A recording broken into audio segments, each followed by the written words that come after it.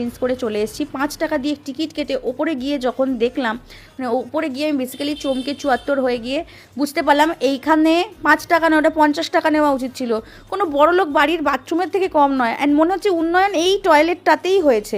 এটা হচ্ছে রানীকুঠি থেকে বাঁশদ্রোণী মেট্রো স্টেশন যাওয়ার সময় বাঁদিকে যে একটা পেট্রোল পাম্প পড়ে তার ঠিক অপোজিটে এই বড়লোক টয়লেটটা রয়েছে। আর এই পে অ্যান্ড ইউজ টয়লেটটায় গেলে ইউটিআই কোনোভাবেই হতে পারে না, উল্টে নিজে একটা কমপ্লেক্সে ভুগতে পারি। কারণ ওখানে এমন একটা ঘর আছে, এই যে বাঁদিকের ঘরটা কি আছে দেখাচ্ছি ভাই, এটা কোনো বড়লোক বাড়ির থেকে কম নয়। 3টে মিরর আছে, 1 2 3। সেলফি জোন, পুজোর সময় এখানে এসে আমি ছবি তুলবো।